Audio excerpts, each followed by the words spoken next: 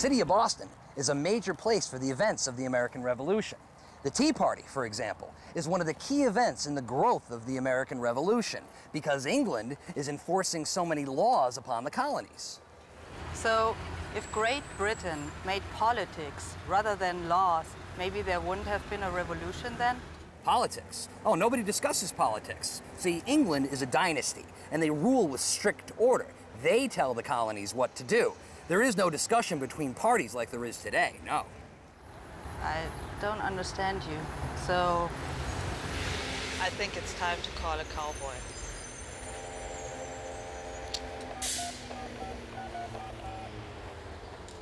Hello, cowboy. I have a problem communicating, so can you please come to the rescue?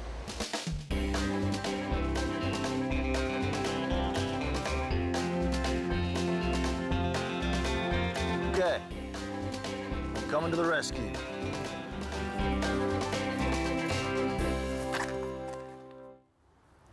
What seems to be the problem, ma'am? Nice hat, cowboy. Thank you, ma'am.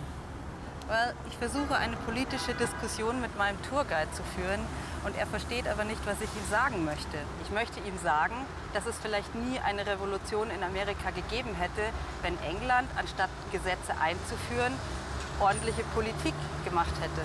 Kein Problem. Er versteht mich nicht, weil du von Politics redest.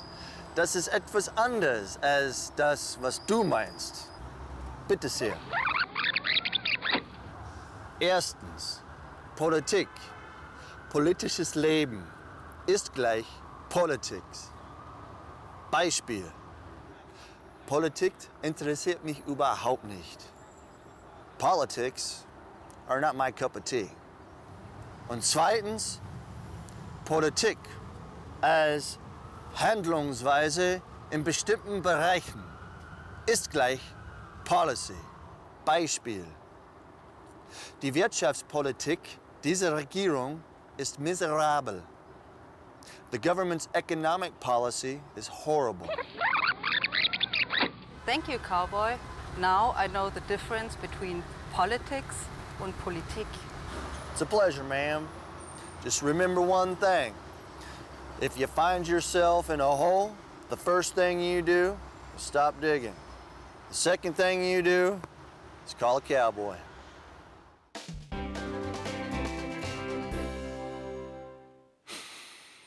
Inhale and exhale. Okay, boys and girls, we are almost finished with this episode. But let me try to explain to you what the cowboy tried to explain to the little German Fraulein in Boston. Why? Because in our literature piece in episode 13, you will hear the word policy. Here we go. Put your listening ears on. It had always been my policy in pile-ups like this, to lash mightily at anything wearing enemy colors. Also, der gute Junge will also alles zusammenschlagen, was feindlich Farben in diesem Fall Uniformen trägt. Also don't worry, he is talking about ice hockey. But you can see he is talking about a strategy or a motto, and definitely not politics. Another example, in the literature, in episode 7, Thorin the dwarf said, quote, unquote, "We are met here to discuss our plans, our ways, means, policy and devices." Auch der gute Thorin spricht hier nicht über Politik, sondern über eine Vorgehensweise oder Methode. And our policy here at Grundkurs is to learn with a smile. And I know you will have a smile or two while watching our Bavarian in Boston today. Have fun.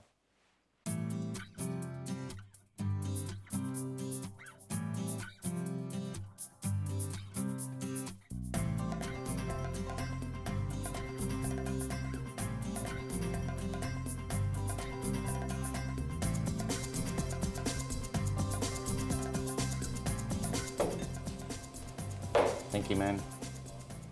sailor has much to do when she's on board a ship. Yeah. Think about all the responsibility. Think the responsibility? No. That's the worst thing you can do on a ship. Very dangerous. No. Think about the responsibility, not sink it.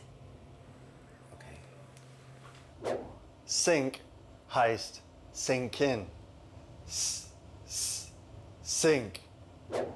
Think heißt denken. Think. I think, no, excuse me, I think it is time for our American-British duo now. They found more to disagree on. I'm sinking.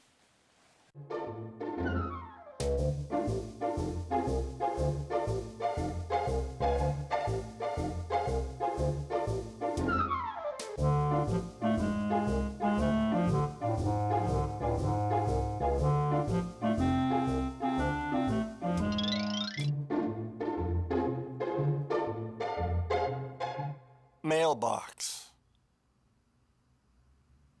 Letterbox.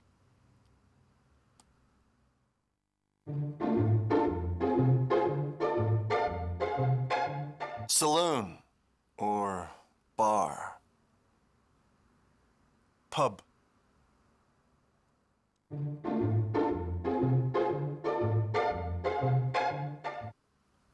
Napkin.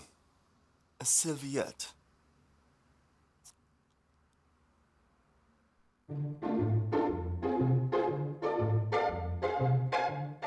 Diaper. Napkin.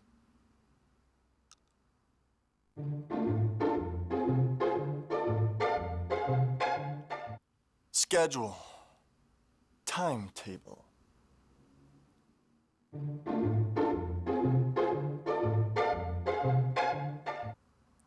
Two weeks. A fortnight.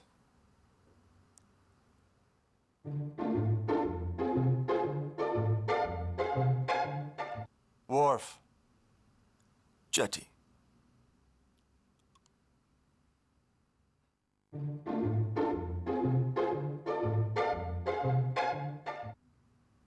Zip code. Postal code.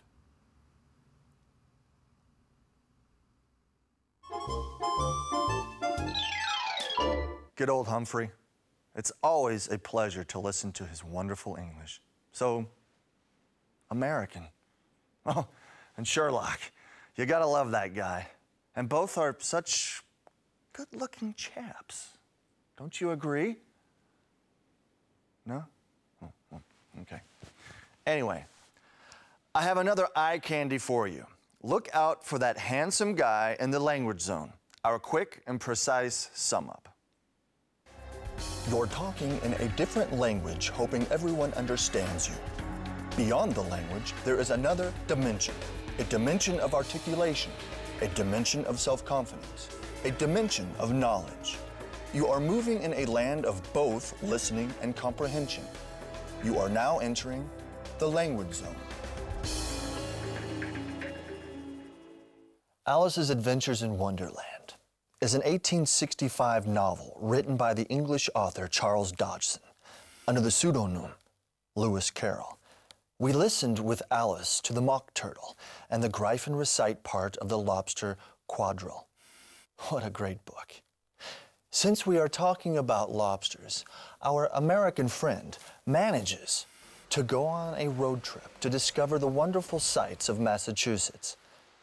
Eric didn't dance the Lobster Quadrille. He instead ate the lobster.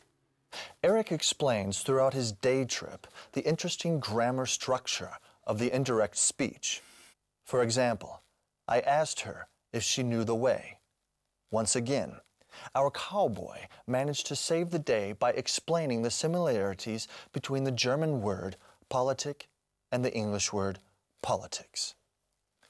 The United States is a big country, and we need to take time to understand it and people who live there. For that reason, that was the country of choice again in Into the English World. Thanks, cowboy, for traveling halfway around the world where all our German brothers and sisters need your extra help in order to avoid chaos. Our fine language detectives Humphrey Bogart and Sherlock Holmes could tell the cowboy a thing or two about finding a place to order a whiskey. If the cowboy is in England, he would go to the pub. If he is in the U.S., he would go to a bar. And we brought this wonderful episode to a close with the bothersome Bavarian, who showed us we all make mistakes with sink and think. It was, as always, a pleasure to be here and to present this program to you. Now that only leaves me to say goodbye. I hope you enjoyed our program and, well, I don't want to be too direct, but please watch us next time. Rainer, was that too direct? Good. See you soon, good luck, and auf Wiedersehen.